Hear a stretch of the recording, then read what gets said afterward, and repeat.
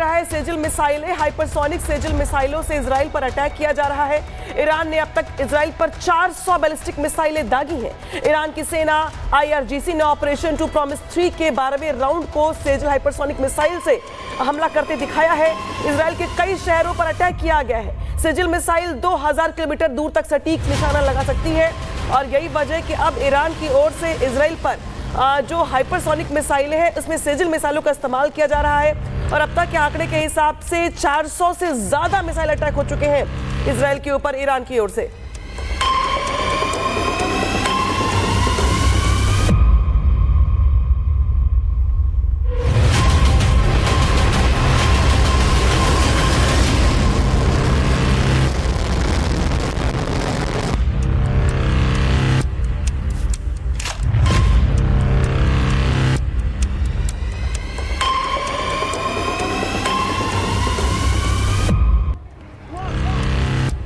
तो ये दो तस्वीरें आपको दिखा रहे हैं। देखिए, जंग में सेजिल मिसाइल से अटैक किया जा रहा है। ईरान ने अगर कुल मिलाकर बात करें तो 400 बैलिस्टिक मिसाइलें दागी हैं। ईरान की सेना IRGC ने ऑपरेशन ट्रू प्रॉमिस 3 के 12वें राउंड में सेजिल हाइपरसोनिक मिसाइल से अटैक किया है। कई शहरों पर अटैक किया गया है इजराइल के। और हमारे साथ जुड़ गए दो खास मेहमान हमारे साथ जुड़ गए हैं, दिखाई दे रहे होंगे आपको, मेजर जनरल AK शिवाजी, साथ ही समर पालतूर सर। शुरुआत में AK शिवाजी आपसे कर रही हूं। जिस तरीके से अब इस युद्ध में ईरान की ओर से सेजिल हाइपरसोनिक मिसाइलों का इस्तेमाल किया जा रहा है, ये मिसाइलें अपने आप में बहुत कारगर है तबाही मचाने के लिए, लेकिन ये अब युद्ध इस पड़ाव पर जा पहुंचा है जहां पर नए नए तकनीक वाली मिसाइलें इस्तेमाल की जा रही हैं ईरान की ओर से। और क्या अपडेट देंगे, जानकारी देंगे आप इस मिसाइल के बारे में? हाँ बिल्कुल, देखो ये सच्चाई है कि दोनों तरफ से हमले बहुत तेज हो गए हैं। इजराइल ने काफ़ी सटीक हमले पहले ईरान पे किए और सबसे इम्पोर्टेंट चीज़ है, इजराइल ने जो इसकी एयर स्पेस है ईरान की, उसको डोमिनेट कर रहा है, क्योंकि वहाँ पर जितना भी एयर डिफेंस सिस्टम था ईरान का उसको न्यूट्रलाइज कर दिया और air space by and large Israel के कंट्रोल में। मगर ईरान भी पलटवार कर रहा है और ईरान आज हाइपरसोनिक मिसाइल साजिल का इस्तेमाल कर रहा है, वो भी हमले जो है तेज कर दिए। इसका मतलब ये है कि ये लड़ाई की तीव्र गति बढ़ेगी आने वाले समय में। और ये सोचा गया था कि ईरान के पास शायद जो मिसाइलों का भंडार है वो इतना नहीं होगा, मगर जैसे सिचुएशन अनफोल्ड हो रही है, ईरान के पास काफ़ी मिसाइलें हैं, चाहे वो हाइपरसोनिक है या नॉर्मल मिसाइल, रॉकेट, ड्रोन, उनसे हमला हो रहा है। हमें यह समझना पड़ेगा कि इनके दोनों के बीच में 2000 किलोमीटर से ज़्यादा डिस्टेंस है। जो लड़ाई होगी इजराइल और ईरान के बीच में जो हो रही है वो एयर पार से ही होगी, और कहीं ना कहीं एयर पार में अगर आप तुलना करें तो जो इजराइल का जो पक्ष है वो थोड़ा भारी है। उसकी 3-4 रीजन है। एक तो जो इजराइल की जो एयरफोर्स है वो ज़्यादा पावरफुल है ईरान से। दूसरा जो एयर डिफेंस सिस्टम है इजराइल का वो मल्टी लेयर्ड है। उसके अंदर आप अगर देखें ड्रोन सिस्टम है, बाकी एरो 2, एरो 3 है। तो ये सच्चाई है कि वो पेट्रोइड मिसाइल भी है, उसमें थार्ड भी है। ईरान का जो एयर डिफेंस सिस्टम वो कॉम्प्रोमाइज हो गया है। मगर जो ईरान की खसूसियत है कि उसके पास रॉकेट और मिसाइलों का भंडार है और उसके पास हाइपरसोनिक मिसाइल हैं। तो ये सच्चाई है, दोनों तरफ से हमले हो रहे हैं, हमलों की तीव्र गति बढ़ेगी। अब सबसे बड़ा क्वेश्चन जो आता है कि क्या अमेरिका इसके अंदर डायरेक्टली शामिल होगा या नहीं।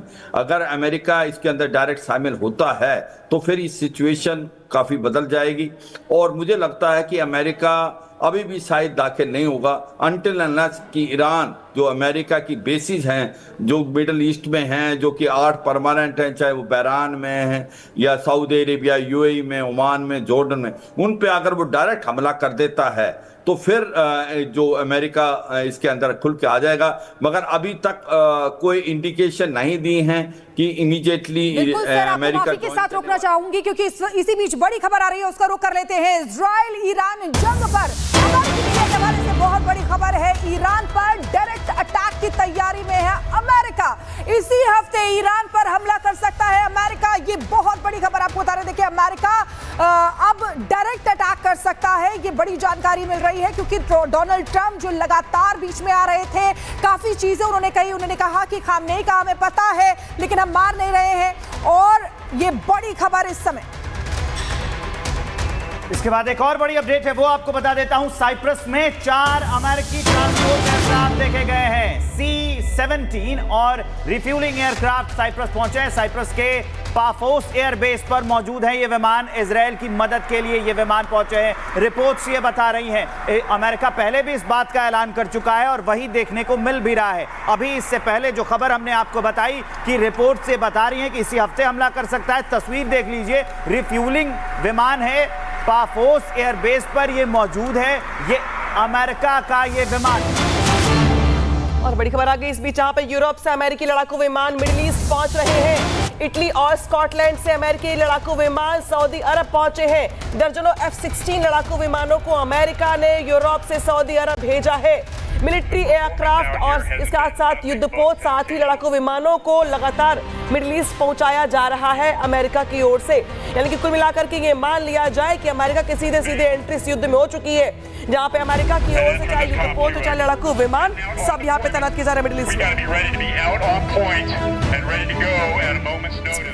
तूर सर हमारे साथ जुड़े हुए हैं, उनके पास चलते हैं। सर, ये आपने भी ये बड़ी खबर सुनी होगी कि किस तरीके से अमेरिका जो है डायरेक्ट हमला कर सकता है, लेकिन ईरान जो लगातार सुपर स्पीड और सटीक निशाने वाली मिसाइलें दाग रहा है, उसने भी ये कह दिया है कि अमेरिका की जो एयरबेस है उनको हम निशाना बनाएंगे। तो इस स्थिति को आप कैसे देख रहे हैं? देखें, ये युद्ध फैलेगा और आने वाले समय में हमें कुछ हैरानी नहीं होनी चाहिए कि अमेरिका की कोई बहुत ही इंपॉर्टेंट युद्धपोत या फिर एयरक्राफ्ट कैरियर को इररिपेयरेबल डैमेज भी हो सकती है, क्योंकि जिस तरीके की मिसाइल सिस्टम्स ईरान ने बनाया है, बेशक वो अपने न्यूक्लियर प्रोग्राम पे ध्यान दे रहा था, पर उसने अपने इंटरकॉन्टिनेंटल बैलिस्टिक मिसाइल प्रोग्राम को पूरा फुल थ्रॉटल, फुल स्विंग उन्होंने इसे जारी रखा। और आज की तारीख में इनके पास लाखों की तादाद में अलग अलग लोकेशंस में मिसाइल्स हैं, जिसकी बेसिक रेंज 1200 किलोमीटर से लेके 2000 किलोमीटर की रेंज के अंदर है। तो देखें, आने वाला समय बहुत क्रिटिकल है। और पॉइंट नंबर 2, जब तक आप ट्रूप्स को ऑन ग्राउंड नहीं उतारेंगे, तब तक इस लड़ाई का कोई निष्कर्ष नहीं निकलेगा, कोई परिणाम नहीं निकलेगा।